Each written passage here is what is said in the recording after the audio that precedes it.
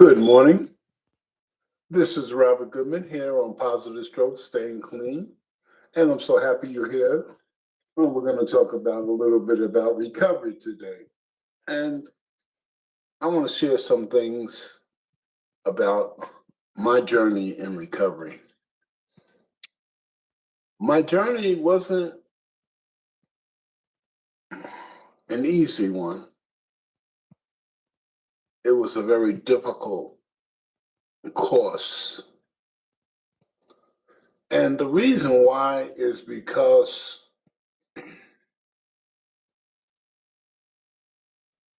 I was by myself.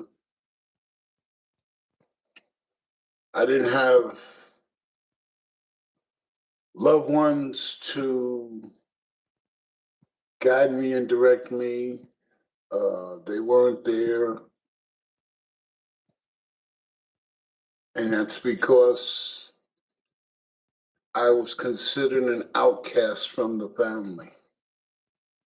And this is far beyond addiction came and take a root into my life. My addiction started back when I was married and I was working two jobs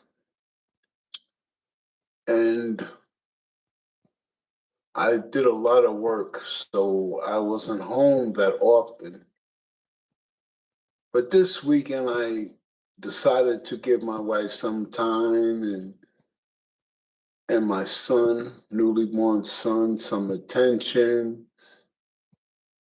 And I came home, and my wife's father was sitting there, and my wife was packing. She said she's leaving. I didn't understand why. I haven't cheated. I haven't slept with anybody. I worked a whole lot. And she was gone. My whole world went upside down.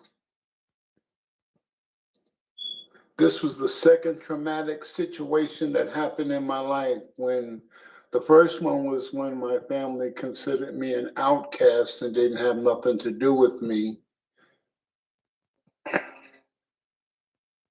because I was a Jehovah Witness and I smoked cigarettes and got caught, that I got disfellowship from being a Jehovah Witness. And my whole life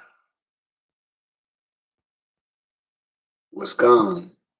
I was left alone. So while this marriage had completely disintegrated and I was overwhelmed that the person that I trusted and loved just left me, that I was feeling the same pain I was feeling when I had no contact with my family, plus the pain of losing my wife and my son. It broke me to my core. I felt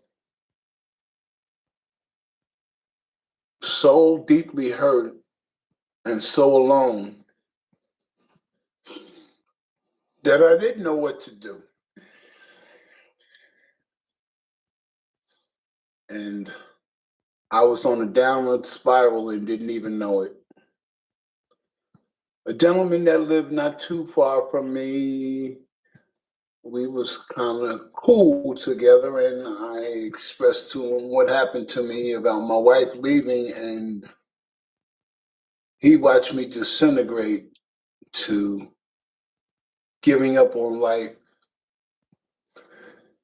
And he suggested that let me throw a party at your house. You need to have some fun. I have some friends, some female friends coming from Chicago, and we was living in Jersey City, New Jersey. And he said they'll be here and we'll come over and we'll have a good time. And after a short period of time, I started to get happy because I wasn't going to be alone just for a short period of time. And it made me feel good that somebody wanted to be around me. And I cooked a nice dinner, but they didn't show for the dinner. They did not get to my house until about after, I believe it was after 10 o'clock at night. And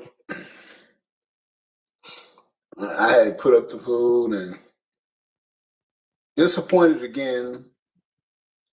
So knock on the door, there they came. And these women treated me like I was a human being, that I was an okay guy, that I was someone they would like to be around, which made me feel good. And they opened the bag up, and at the particular time, I didn't know how much cocaine it was, but it was a half ounce of cocaine. They rocked it up, freebase it, and they introduced me to it. And my first pull,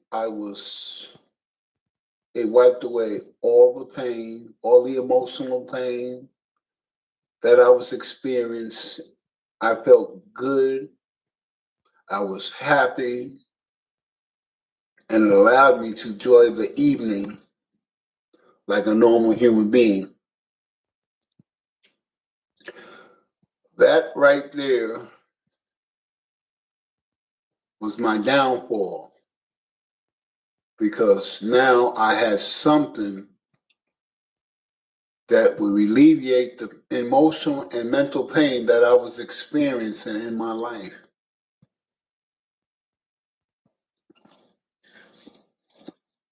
Which brought me onto a 40-year run of using cocaine. 40 years.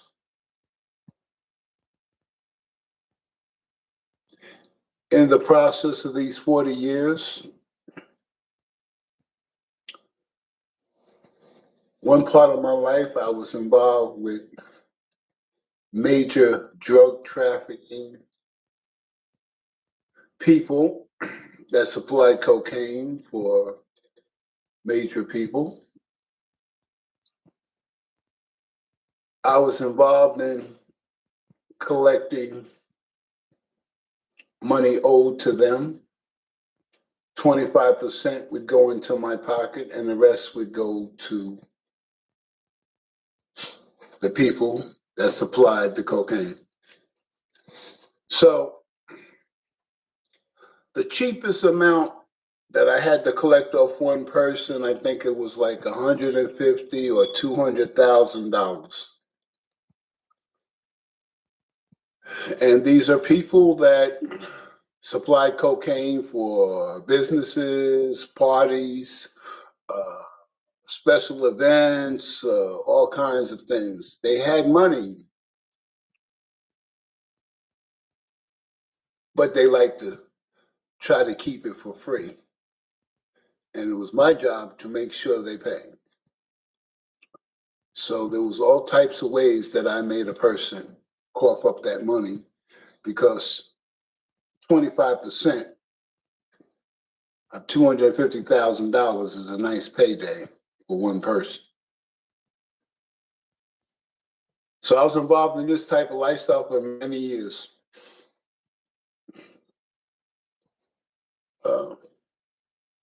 And I kept cocaine with me all the time while I was in this process of the lifestyle that I lived. But my trauma and my past situations of pain caused me to detach from people because I trusted no one. I believe that when a person gets close to you, once they get close to you, they will break you and destroy you and take everything from you. My past taught me that love is just a word. It's not true. It's not real. It's fake. People say that so they can get what they want from you. This is the life and the mind frame that I was in. And I lived this life for a lot of years.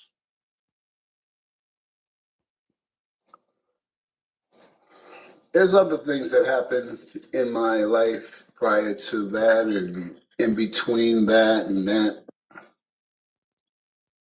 But I wanted to share that particular because that was the focal point, the main situation that kept me in active addiction. I had got to a point where Robert didn't want to hurt nobody no more because collecting money meant that I had to find ways and means to hurt a person to make sure they pay.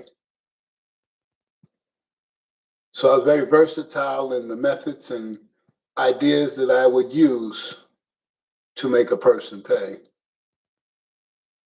And I realized that I didn't have no feelings about anybody because I didn't trust anybody, so I didn't treat you like a human being. I just treated you like a means to an end because I felt that everybody will break you and hurt you at some point in your life when you let them in and you be honest and close with them. I had got to a point where I got tired of hurting people. I got on my knees and I said, Lord, please, I don't want to hurt nobody no more. I want to change my life. I want a simple life. I want someone that I can grow old with. I want someone that I can be happy with. I want something that I can build a life. This crazy life of getting high all the time, traveling and partying and doing whatever the hell you want and have the means to do it. It felt meaningless because it had no meaning to me. I was just doing things to occupy my time, to try to make myself feel a part of. I realized that the amount of cocaine that I used to have and the parties I used to give and be flamboyant and people kissing my ass because I had cocaine and I had a little paper. People would lie to me just to be my friend, and plus I had trust issues. Caused me I wanted to be by myself. I didn't want to be by myself, but I wanted to be by myself. I didn't want to be by myself, but I wanted to be by myself. I was so confused.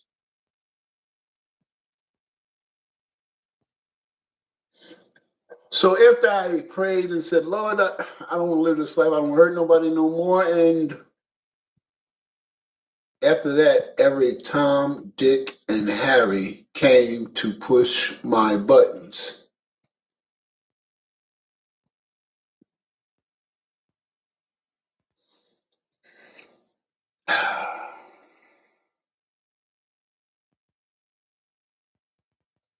And what changed my behavior was an incident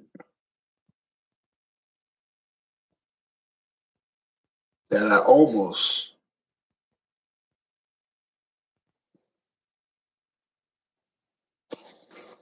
took someone's life. But something inside me stopped me from doing anything to this person.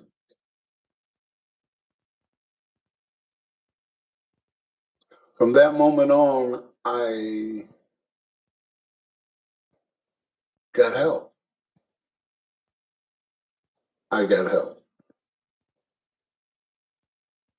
Now, yes, I've been to jail, institutions. Yes, I've been there. I've been everywhere. I've experienced every bad situation you could probably think about. Inactive addiction, a lot of them. My initial bout with recovery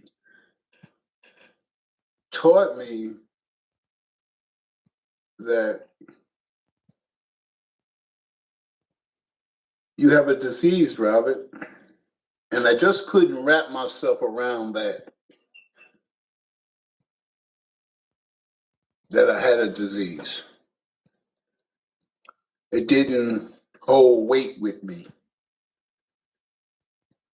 until I had multiple heart attacks. I was under 90 pounds. I was doing an ounce of cocaine in a 24-hour period, 32 grams every day.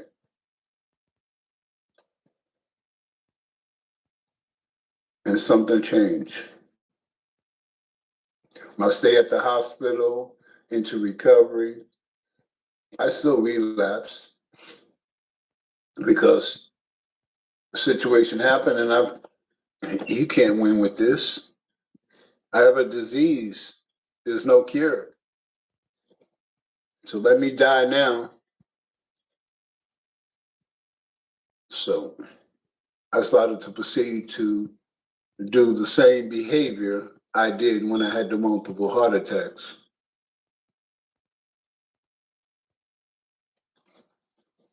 I had to go through what I had to go through to get where I'm at today.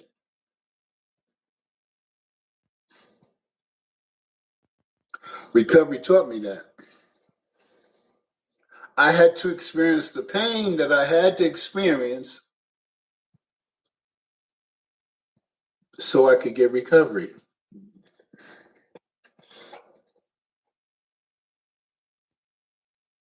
So my journey into recovery gave me a family, people that were like me, suffering an active addiction, people that didn't judge me for my bad behavior, but told me to look closer to myself and to change my behavior and build a life for myself that I'll be proud of. Some of them held my hand all the way through my recovery process.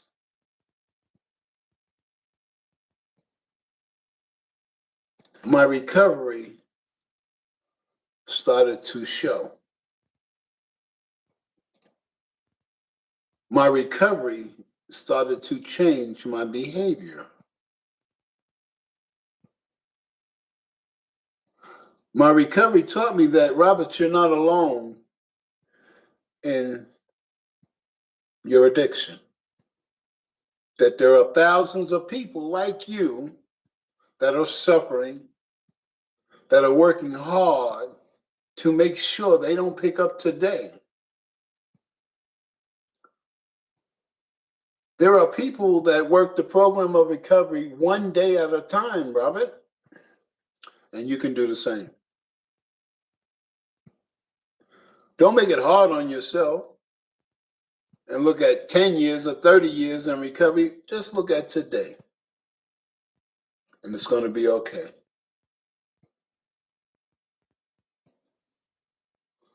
So as I did the process of recovery, I found out that Robert, trauma and pain was never addressed in the beginning, that he medicated himself in order to overcome and deal with the situation that was too painful for him.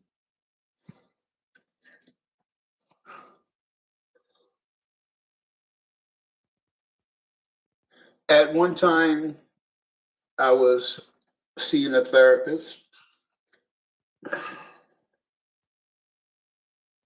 and she said, Robert, it's okay. You've been holding this in for a very long time. It's time to let it go.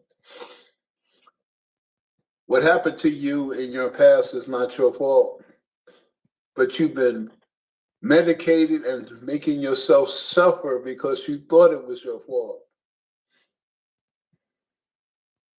And you've been abusing and hurting yourself for years because of what happened to you. As people broke your spirit and your heart and your mind at that particular time, you thought that you deserve it, that you should do the same to yourself, which caused you to live in your own hell by not facing the trauma and the pain of the past. You hurt yourself over and over and over again because you was hurt. And you believe that everything that happened to you was your fault. And I'm here to tell you today in recovery that I understand what part I played in it, but I understand everybody else's part that they played in it. And it wasn't my fault. Due to the fact that I had lack of knowledge and understanding, due to the fact of my age at that particular time, due to the fact that I had lacked a lot of skills, that this is the result and the belief I had. But as I have years now in recovery, I realized that the person that experienced all that and all that pain, this was the measure that he used to face the things that he did not want to face. So, in my years in recovery, and to have the recovery that I have, to have the inner peace that I have, meant that I had to do work on myself. And I did. I completed the 12-step many a times. I've had a spiritual awakening. I carry the message to others.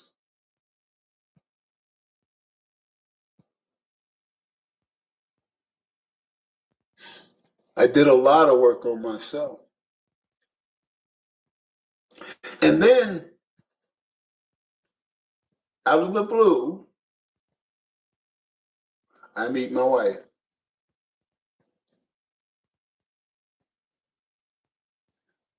And This began the healing of the trauma that I medicated myself from.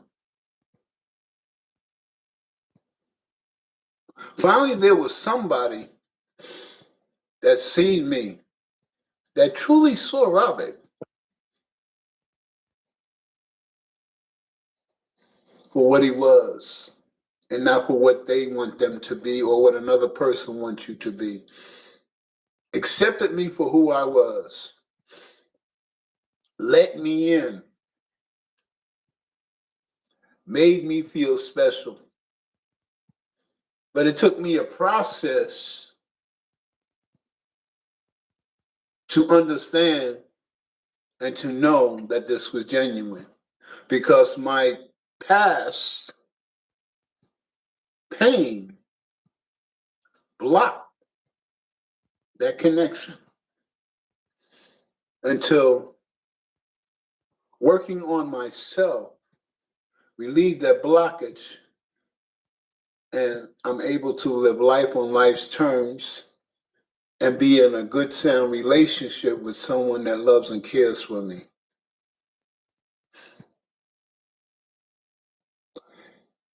In my recovery, I realized that I can't go forward unless I clean the wreckage of my past. Because the pain of the past plays an important role in my decision making, because I feel a certain way about things that happen to me. And if I don't learn how to deal with the rejection, deal with the pain of the trauma, letting it go and giving it to a power greater than myself, which I choose to call as God, to give it to God, to let it go, then I'll never heal from my situation. It would always come back and torment me, which would cause me to pick up again. The program of recovery taught me that my recovery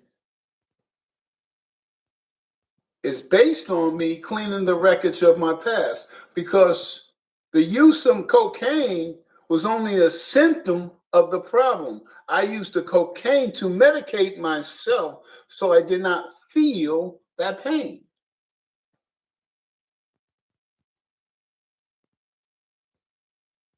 But I never addressed the problem until I took recovery to heart.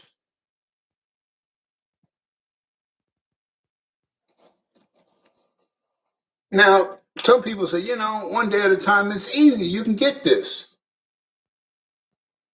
Recovery is not for the easy.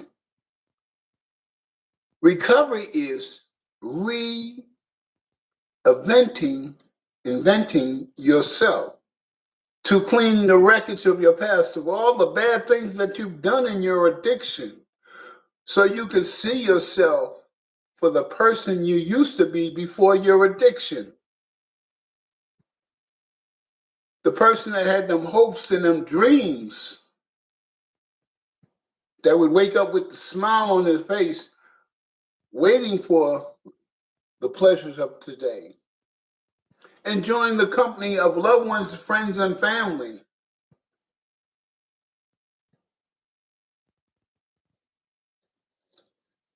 Recovery taught me that, Robert, you thought you had power over other people by having drugs. People that use drugs, if you say the sky is green and they know they're going to get some dope from you, they'll say, absolutely, yeah, that's right. The sky is green, Rob. You're right. You always right. Why? Because they want what I have. They want to get high. They need to get high. So they tell me anything I want. I learned in addiction that Relationships are not relationships because it's a need. They have a need that they want a drug. So you're going to supply that need because you want to have sex with this person. Or they're in relationships that you want to keep them with you because you know they get high. And if you ain't got no dope, then they're going to go to somebody else and get that dope. And you don't want that to happen. The reality of addiction. The reality of living homeless. The reality of destroying your life. The reality of people looking at you like you're the scum of the earth and saying you don't have a problem. You just want to get high. You don't care. But addiction is a disease. It is a disease. So if you out there struggling, if you out there going through changes and you're in recovery and it seems like you're not getting anywhere, that's when you need to stay exactly where you are in recovery. Some days are going to be good. Some days are going to be bad. Some things are going to be a blessing to you and some things are not going to be a blessing to you. But that is life on life's terms. I shared this many moons ago when I was asked to speak, and I'm going to share it today. When Robert truly took recovery seriously and got his act together, he was just on board. I'm just getting started. And what I'm saying is, people live with issues and problems every day and continue to move forward in living their best life, making changes and doing what they need to do. To be on board means that you have to have a job, you have to have a place to lay your head, you have food, you're paying your bills. That's just getting on board. If you want anything more, you have to work for it to make it better. I learned that in my recovery, that my responsibility to my recovery is my responsibility. It's not my wife's. It's not my people in the program. It's not nobody else's but mine. I made the choice to put that drug into my system. I made the choice to do the wrong that I did by being medicated by a drug. I must understand the power of the drug when it comes into my system, how it changes my mind and my behavior to want more, and nothing else matters. I have to ask myself, what am I going to do to change this behavior? I need to make my life better.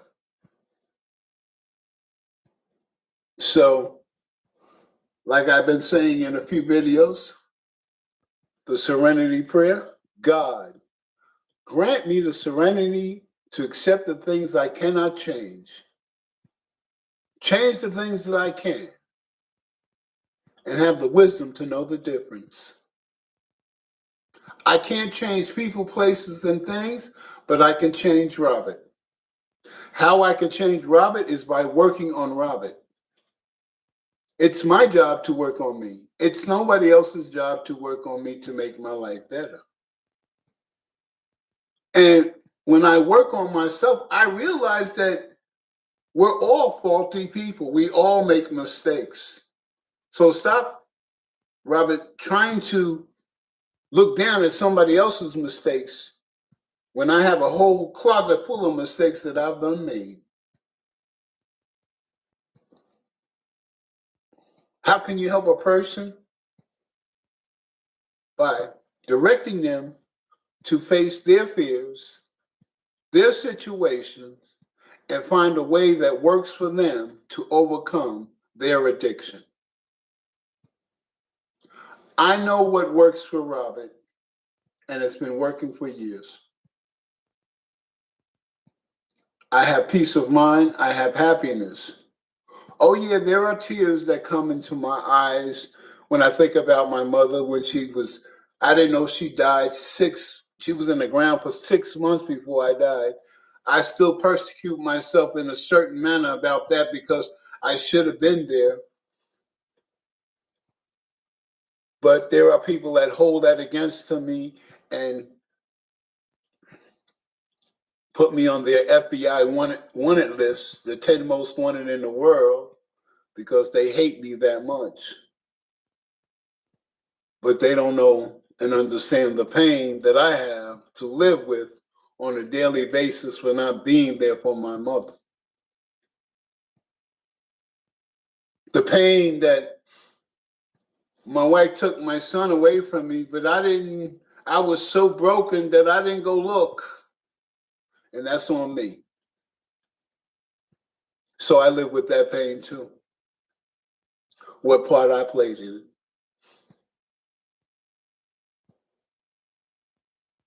That's why the relationships that I had while I was out there in my active addiction, that I always looked at for the children of the relationship. They were young. I looked out for them because I miss and wish I had that type of relationship with my son.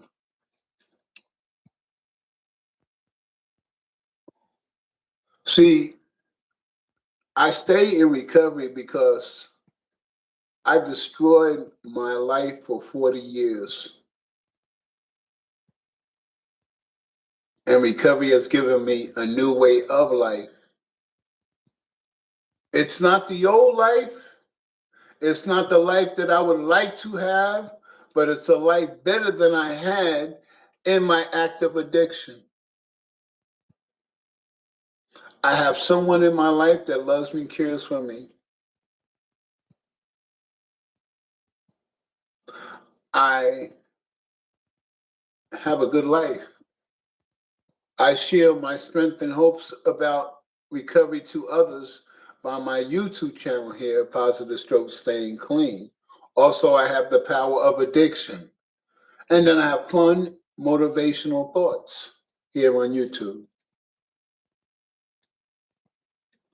That's how serious I am to help others, because the pain and the remorse and the hurt that I've carried and overcame was so strong that I don't want nobody to suffer like I suffered.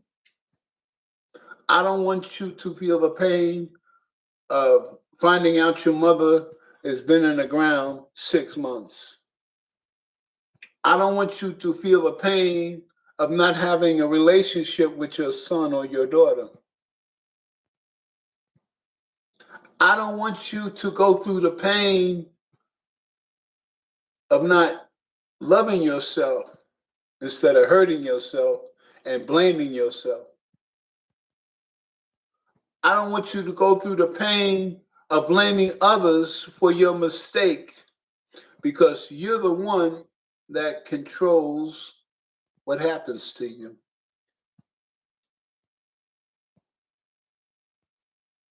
Recovery saved my life because I don't think I would have lasted. As much cocaine as I induced into my body, I never I only OD'd them 6, 7 times in my entire life, which gave me an enlarged heart and everything. Now that I'm in recovery, they say my heart is normal size and is stronger than ever. That's got to be a God thing. So if you're suffering in recovery, understand that Listen to the stories. Go on to my channel, Positive Stroke Staying Clean. Listen to the things that I share. Yes, it's not all professional edited, and there are a lot of mistakes and way maybe. I am a regular human being. I share this to you just like a normal human being. I'm not trying for a perfect thing. I'm not trying to shine like this is the greatest thing for me to produce. I just being me. I don't sit and edit. I don't sit up and write a script when I share my strength and hopes. Everything comes from ad lib and what comes from the heart, what I have experienced and what I feel. There are some issues that when I sit down here to do a podcast, sometimes I cry because I'm trying so hard to get this point across to those who are still suffering in active addiction, because the suffering that I've created by using and abusing cocaine has destroyed my life, has destroyed a lot of things that I would have liked to happen in my life that are way out of my reach now. But through the blessings of recovery, I have a new way of life, a piece of happiness, inner joy,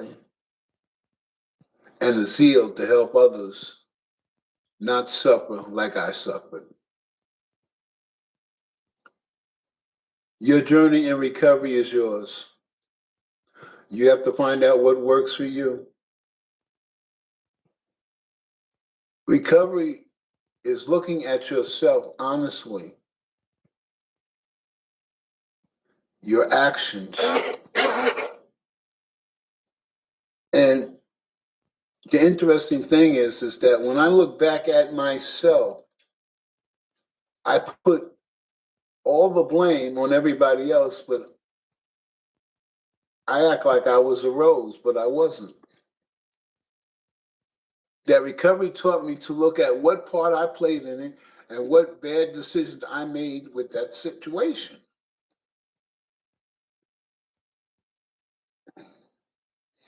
Recovery taught me to understand Robert, why he did the things he did, the way he did it, and the mindset that he had at that particular time.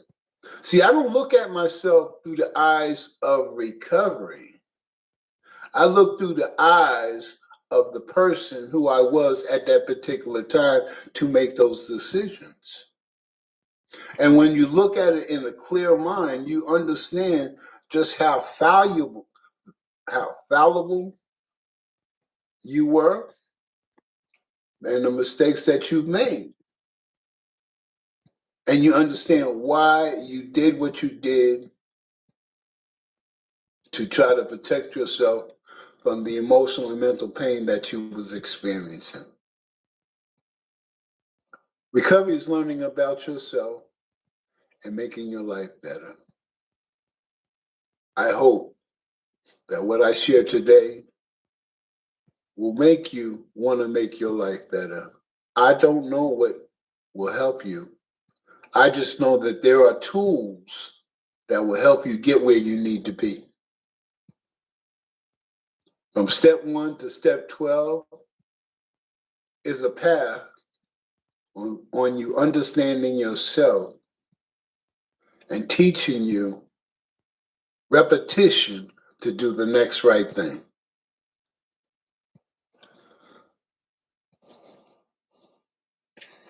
Today's Friday. Well, a lot of people, this is the weekend. If you're in recovery, be thankful that you have a weekend that you can enjoy in recovery. Because When the weekends come, I always think back to when I was in my active addiction, the craziness, and then what I have today. And it's way much better than I ever had. I can have money in my possession and I don't get that bug in my mind saying, you got enough to go get you some. Go get you some. You need to get you some. It doesn't happen anymore.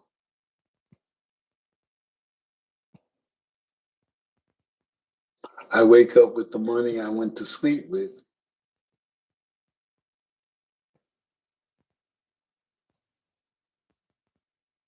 All money that I make is not more money that should be spent.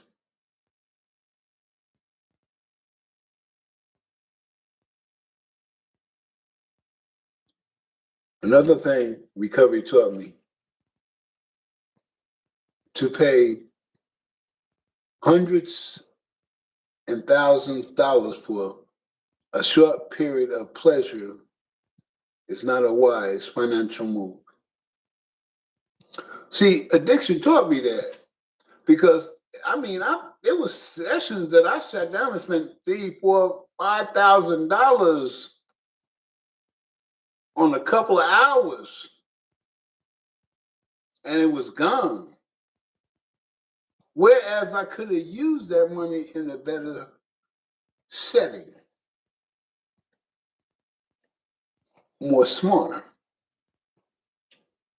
But I was looking for pleasure, ultimate pleasure. I'm not rich, so why should I act like I'm rich? This is Robert Goodman, Positive Strokes, staying clean. Enjoy your weekend, and remember, recovery is a learning experience about yourself.